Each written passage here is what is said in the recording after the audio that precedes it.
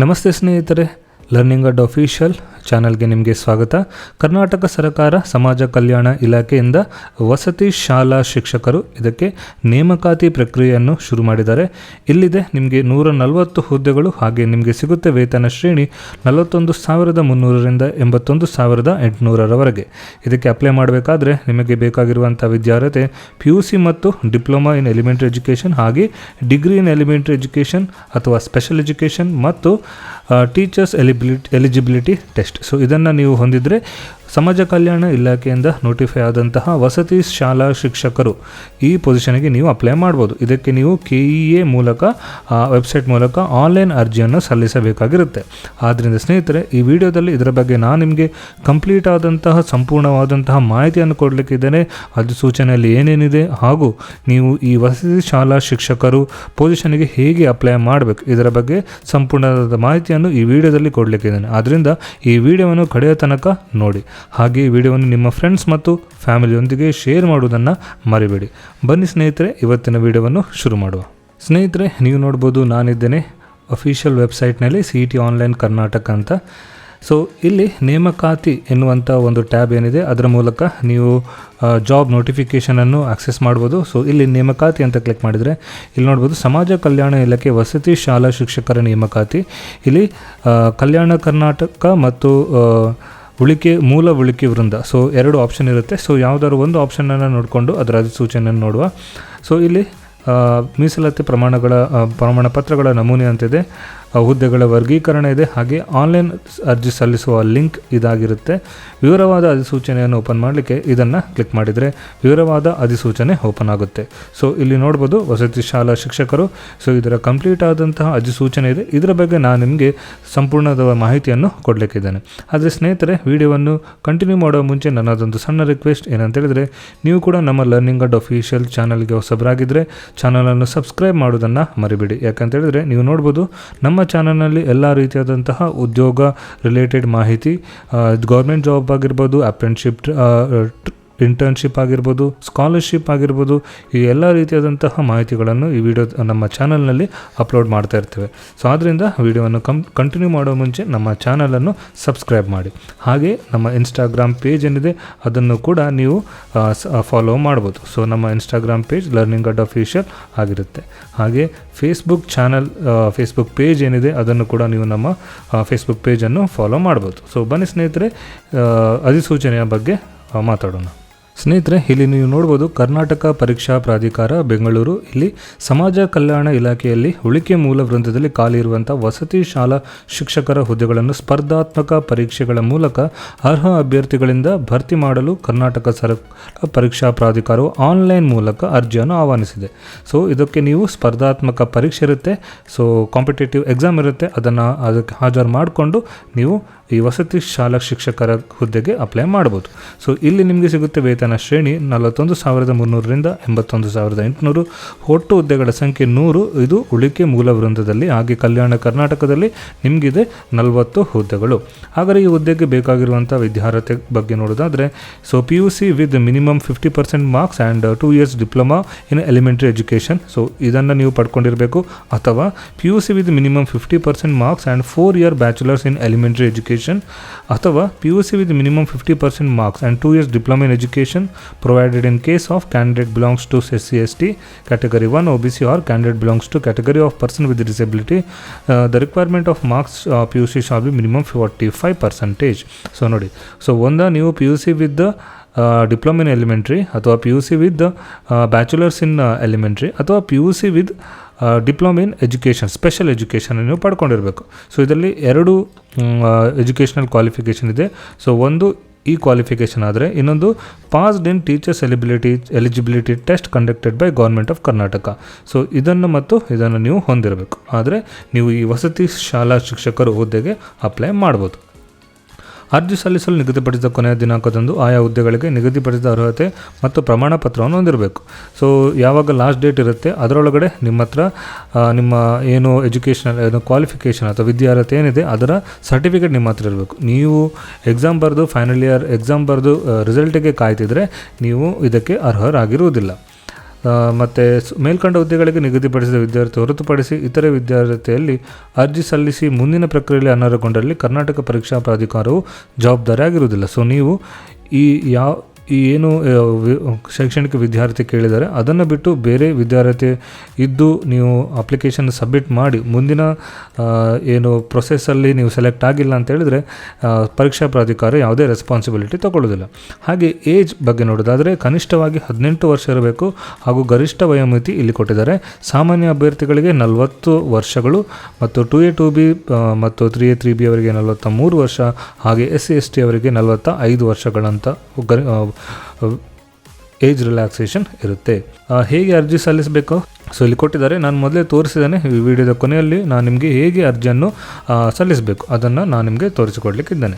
ಹಾಗೆ ಒಮ್ಮೆ ನೀವು ಅರ್ಜಿಯನ್ನು ಸಲ್ಲಿಸಿದ ನಂತರ ಪುನೊಮ್ಮೆ ಅದನ್ನು ಅರ್ಜಿಯನ್ನು ಯಾವುದೇ ಸಂದರ್ಭದಲ್ಲಿ ಬದಲಾವಣೆ ಅಥವಾ ತಿದ್ದುಪಡಿ ಮಾಡಲು ಅವಕಾಶ ಇರುವುದಿಲ್ಲ. ಆದ್ದರಿಂದ ನೀವು ಅಧಿಸೂಚನೆ ಏನಿದೆ ಅದನ್ನು ಕರೆಕ್ಟಾಗಿ ಓದಿಕೊಂಡೇ ಅರ್ಜಿಯನ್ನು ಸಲ್ಲಿಸಬೇಕಾಗಿರುತ್ತೆ. ಸೊ ಆನ್ಲೈನ್ ಅರ್ಜಿ ಸಲ್ಲಿಸುವ ವೇಳಾಪಟ್ಟಿ, ಇಂಪಾರ್ಟೆಂಟ್ ಡೇಟ್ಸ್ ನೀವು ನೋಡೋದಾದರೆ ಆನ್ಲೈನ್ ಅರ್ಜಿ ಸಲ್ಲಿಕೆ ಪ್ರಾರಂಭವಾದಂತಹ ದಿನಾಂಕ 21/8/2026, ಹಾಗೆ ಕೊನೆಯ ದಿನಾಂಕ 18/9/2026 ಶುಲ್ಕ ಪಾವತಿಸಲು ಕೊನೆಯ ದಿನಾಂಕ 19/9/2026 ಆಗಿರುತ್ತೆ. ಸೊ ಹಾಗೆ ನಿಮಗೆ ಕಾಯಂ ಪೂರ್ವ ಅವಧಿ ಮತ್ತು ವೇತನ ಶ್ರೇಣಿ ಅಂದರೆ ಪ್ರೊಬೇಷನರಿ ಪೀರಿಯಡ್, ನಿಮ್ಮನ್ನು ಪರ್ಮನೆಂಟ್ ಮಾಡುವ ಮುಂಚೆ ನೀವು 2 ವರ್ಷ ನೇರ ನೇಮಕಾತಿ ಮೂಲಕ ಆಯ್ಕೆಗೊಂಡ ಅಭ್ಯರ್ಥಿಗಳು 2 ವರ್ಷ ಕಾಯಂ ಪೂರ್ವ ಅವಧಿಯಲ್ಲಿ ಇರುತ್ತಾರೆ. ಅಂದರೆ ನೀವು 2 ವರ್ಷ ಪ್ರೊಬೇಷನರಿ ಪೀರಿಯಡಲ್ಲಿ ಇರುತ್ತೆ. ಮತ್ತು ನಿಮಗೆ ಸಿಗುತ್ತೆ ವೇತನ ಶ್ರೇಣಿ 41,300ರಿಂದ 81,800ವರೆಗೆ. ಹಾಗೆ ನಿಮಗೆ PF ರಾಷ್ಟ್ರೀಯ ಪಿಂಚಣಿ ಯೋಜನೆಯ PF ಸೌಲಭ್ಯ ಕೂಡ ನಿಮಗೆ ಇರುತ್ತೆ. ಸೊ ಅರ್ಜಿ ಶುಲ್ಕ ಎಷ್ಟಿರುತ್ತೆ? ಸೊ ಸಾಮಾನ್ಯ ಜನರಿಗೆ ಸಾಮಾನ್ಯ ಅರ್ಹತೆ ಮತ್ತು ಪ್ರವರ್ಗ 2A 2B ಅವರಿಗೆ ಇರುತ್ತೆ 750 ರೂಪಾಯಿ, ಹಾಗೆ ಪರಿಶಿಷ್ಟ ಜಾತಿ ಪಂಗಡದವರಿಗೆ 500 ರೂಪಾಯಿ ಮತ್ತು ವಿಕಲಚೇತನ ಅಭ್ಯರ್ಥಿಗಳಿಗೆ 250 ರೂಪಾಯಿ ಶುಲ್ಕಗಳಿರುತ್ತೆ. ಸೊ ಒಮ್ಮೆ ನೀವು ಶುಲ್ಕವನ್ನು ಪೇ ಮಾಡಿದ ನಂತರ ಅದನ್ನು ಯಾವುದೇ ಕಾರಣಕ್ಕೆ ಹಿಂದಿರುಗಿಸ್ಲಿಕ್ಕೆ ಆಗೋದಿಲ್ಲ.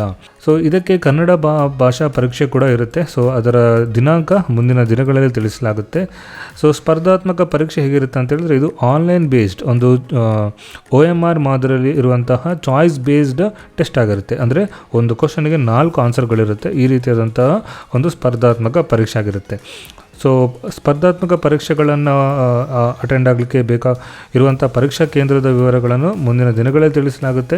ಹಾಗೂ ಪರೀಕ್ಷೆಗೆ ನೀವು ಹೋಗಬೇಕಾದ್ರೆ ಪರೀಕ್ಷೆ ಪ್ರವೇಶ ಪತ್ರವನ್ನು ಆನ್ಲೈನ್ ಮೂಲಕ ಡೌನ್ಲೋಡ್ ಮಾಡಿಕೊಂಡು ಯಾವುದಾದ್ರೂ ಒಂದು ಗುರುತಿನ ಚೀಟಿಯೊಂದಿಗೆ ಹೋಗಬೇಕಾಗಿರುತ್ತೆ. ಗುರುತಿನ ಚೀಟಿ ಯಾವುದಂತ ಹೇಳಿದ್ರೆ ಪ್ಯಾನ್ ಕಾರ್ಡ್ ಆಗಿರ್ಬೋದು, ನಿಮ್ಮ driving licence, Aadhaar card, passport, voter ID ಇದನ್ನು ಹಿಡ್ಕೊಂಡು ನೀವು ಏನು ಪ್ರವೇಶ ಕೇಂದ್ರಗಳಿಗೆ ಅದಕ್ಕೆ ಹೋಗಬೇಕಾಗಿರುತ್ತೆ. ಸೊ ನೀವು ಕನ್ನಡ ಸಬ್ಜೆಕ್ಟನ್ನು SSLC ಆಗಿರ್ಬೋದು ಅಥವಾ ಅದಕ್ಕಿಂತ ಮೇಲಿನ ಕ್ಲಾಸ್ನಲ್ಲಿ ಕನ್ನಡ ಸಬ್ಜೆಕ್ಟನ್ನು ಮೊದಲ ಭಾಷೆಯಾಗಿ ಓದಿದರೆ ನೀವು ಕನ್ನಡ ಭಾಷಾ ಪರೀಕ್ಷೆಯನ್ನು ಬರೆಯುವಂಥ ಅಗತ್ಯ ಇರೋದಿಲ್ಲ. ಆದರೆ ನೀವು ಕನ್ನಡ ಭಾಷೆಯನ್ನು ಪ್ರಥಮ ಭಾಷೆಯಾಗಿ ಓದಿಲ್ಲ ಅಂತೇಳಿದರೆ ಸೊ ನೀವು ಕನ್ನಡ ಎಕ್ಸಾಮ್ ಭಾಷಾ ಪರೀಕ್ಷೆಯನ್ನು ಕೊಡಬೇಕಾಗುತ್ತೆ. ಸೊ ಇದು 150 ಅಂಕಗಳಿಗಾಗಿದ್ದು ನೀವು ಕನಿಷ್ಠ 50 ಅಂಕಗಳನ್ನು ಪಡ್ಕೊಳ್ಬೇಕಾಗುತ್ತೆ. ಒಂದು ವೇಳೆ ನೀವು ಆಬ್ಸೆಂಟ್ ಆದರೆ ಅಥವಾ ಕನಿಷ್ಠ 50 ಅಂಕಗಳನ್ನು ಪಡ್ಕೊಳ್ಳಿಲ್ಲ ಅಂತ ಹೇಳಿದ್ರೆ ನೀವು ಆಯ್ಕೆ ಪ್ರಕ್ರಿಯೆಗೆ ಅರ್ಹರಾಗಿರುವುದಿಲ್ಲ. ಸೊ ಇಲ್ಲಿ ನೋಡ್ಬೋದು ಪ್ರಶ್ನೆ ಪತ್ರಿಕೆ ಮತ್ತು ಪಠ್ಯಕ್ರಮ ಹೇಗಿದೆ ಅಂತ. ಸೊ ಇಲ್ಲಿ ಡೀಟೇಲ್ಸ್ ಕೊಟ್ಟಿದ್ದಾರೆ ಯಾವುದೆಲ್ಲ ಸಬ್ಜೆಕ್ಟ್ ಮತ್ತು ಸೊ 2 ಗಂಟೆ ಅವಧಿ ಇರುತ್ತೆ ಮತ್ತು ಗರಿಷ್ಠ ಅಂಕ 100 ಮಾರ್ಕ್ ಆಗಿರುತ್ತೆ. ಪತ್ರಿಕೆ 2 ಸಾಮಾನ್ಯ ಕನ್ನಡ, ಸಾಮಾನ್ಯ ಇಂಗ್ಲೀಷ್, ಕಂಪ್ಯೂಟರ್ ಜ್ಞಾನ ಇದರಲ್ಲಿ ಕೂಡ 100 ಅಂಕಗಳು ಮತ್ತು 2 ಗಂಟೆ ಅವಧಿಗಳಾಗಿರುತ್ತೆ.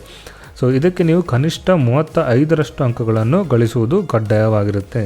ಹಾಗೆ ನೆಗೆಟಿವ್ ಮಾರ್ಕ್ಸ್ ಇರುತ್ತಾ? ಹೌದು, ನೆಗೆಟಿವ್ ಮಾರ್ಕ್ಸ್ ಇರುತ್ತೆ. ಒಂದು ಕ್ವಶನಿಗೆ 4 ಪರ್ಯಾಯ ಉತ್ತರವಿದ್ದು ಇದರಲ್ಲಿ 4ನೇ ಒಂದು ಅಂಶ ಅಂದರೆ 0.25 ಮಾರ್ಕ್ಸನ್ನು ಕಳೆಯುತ್ತಾರೆ. ಹಾಗೆ OMR ಕ್ವಶನಲ್ಲಿ 5ನೇ ಆನ್ಸರ್ ಏನು 5ನೇ ವೃತ್ತ ಏನಿದೆ ಅದು ನೀವು ಯಾವ ಕ್ವಶನನ್ನು ಆನ್ಸರ್ ಮಾಡಿರುವುದಿಲ್ಲ, ಸೊ ಅದಕ್ಕೆ 5ನೇ ವೃತ್ತವನ್ನು ಆಯ್ಕೆ ಮಾಡಬೇಕಾಗುತ್ತೆ. ಸೊ ಇದಕ್ಕೆ ನೀವು ಈ 5ನೇ ವೃತ್ತವನ್ನು ಆಯ್ಕೆ ಮಾಡಲಿಲ್ಲ ಅಂತ ಹೇಳಿದರೂ ಕೂಡ ನಿಮಗೆ 4ನೇ ಒಂದು ಅಂಶವನ್ನು ಕಡಿತಗೊಳಿಸ್ತಾರೆ. ಇದು ಬೇರೆ ಬೇರೆ ಮೀಸಲಾತಿಗೆ ಕೋರಿರುವಂತಹ ಏನು ಇದೆ ಅದರ ಬಗ್ಗೆ ಡೀಟೇಲ್ಸನ್ನು ಕೊಟ್ಟಿದ್ದಾರೆ. ಸೊ ನೀವು ಇದನ್ನು ಓದ್ಕೊಳ್ಬೋದು. ಸೊ ಅರ್ಜಿ ಸಲ್ಲಿಸಬೇಕಾಗಿರುವ ಟೈಮಲ್ಲೇ ಬೇಕಾಗಿರುವಂತಹ ಪ್ರಮಾಣ ಪತ್ರಗಳು ನೋಡಿದಾದರೆ ನಿಮ್ಮ ಹತ್ರ ಆಧಾರ್ ಕಾರ್ಡ್ ಇರಬೇಕು.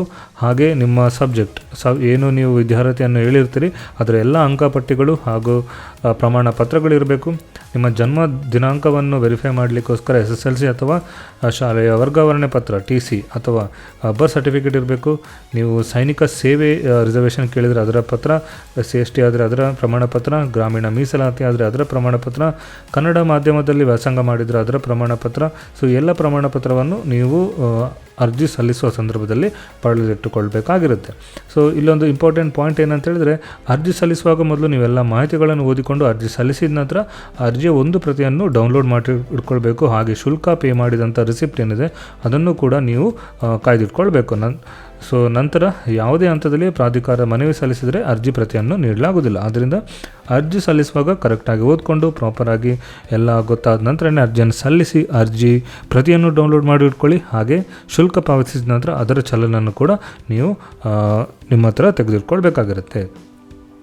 ಸೊ ನೀವು ಆನ್ಲೈನ್ ಅರ್ಜಿಯನ್ನು ಸಲ್ಲಿಸಿದ ಮೂಲಕ ಆನ್ಲೈನಲ್ಲಿ ಅರ್ಜಿಯನ್ನು ಸಲ್ಲಿಸುವಾಗ ಸರಿಯಾಗಿ ಓದಿಕೊಂಡು ಅರ್ಜಿ ಸಲ್ಲಿಸಬೇಕು. ಯಾಕಂತಂದರೆ ಮುಂದಿನ ದಿನಗಳೇ ನಿಮಗೆ ಏನಾದರೂ ತಿದ್ದುಪಡಿ ಬೇಕಾದರೆ ಅರ್ಜಿಯನ್ನು ತಿದ್ದುಪಡಿ ಮಾಡಲಿಕ್ಕೆ ಸಾಧ್ಯ ಇರುವುದಿಲ್ಲ.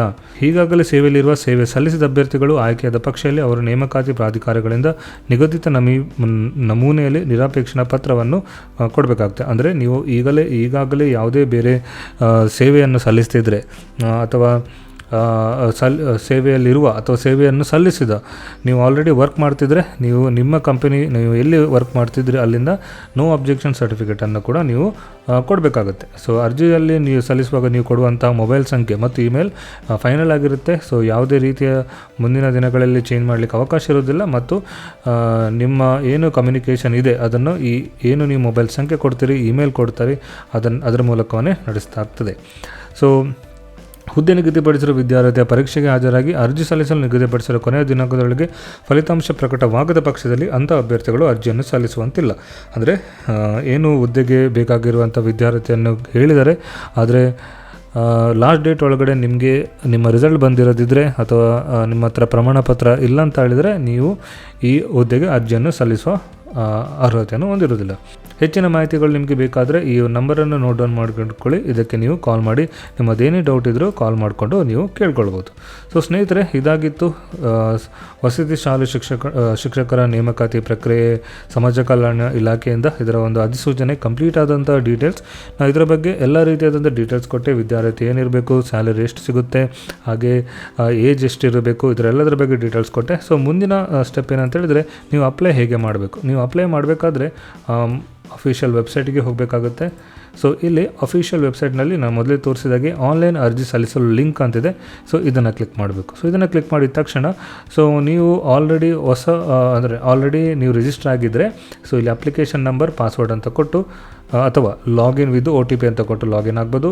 ಇಲ್ಲ ಅಂತ ಹೇಳಿದ್ರೆ ನ್ಯೂ ಯೂಸರ್ ಅಂತ ಕೊಟ್ಟರೆ ಇಲ್ಲಿ ಹೊಸ ಬಳಕೆದಾರರು, ನೀವು ಮೊದಲ ಬಾರಿಗೆ ಈ KEA ಎಕ್ಸಾಮಿನೇಷನ್ ಅಥಾರಿಟಿ ಏನಿದೆ ಅದಕ್ಕೆ ನೀವು ರಿಜಿಸ್ಟರ್ ಆಗ್ತಿದ್ರೆ ನೀವು ಹೊಸ ಲಾಗಿನ್ ಅಂತ ಕೊಟ್ಟು ರಿಜಿಸ್ಟರ್ ಆಗ್ಬೋದು.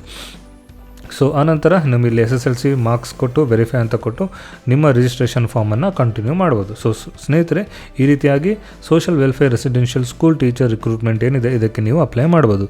ಸೊ ಈ ವಿಡಿಯೋ ನಿಮ್ಗೆ ಇಷ್ಟ ಆದರೆ ಲೈಕ್ ಮಾಡಿ, ಹಾಗೆ ನಿಮ್ಮ ಫ್ರೆಂಡ್ಸ್ ಮತ್ತು ಫ್ಯಾಮಿಲಿಯೊಂದಿಗೆ ಈ ವಿಡಿಯೋವನ್ನು ಶೇರ್ ಮಾಡೋದನ್ನು ಮರಿಬೇಡಿ. ಸಿಗೋಣ ಸ್ನೇಹಿತರೆ ಮುಂದಿನ ವಿಡಿಯೋದಲ್ಲಿ. ಅಲ್ಲಿವರೆಗೆ ಧನ್ಯವಾದಗಳು.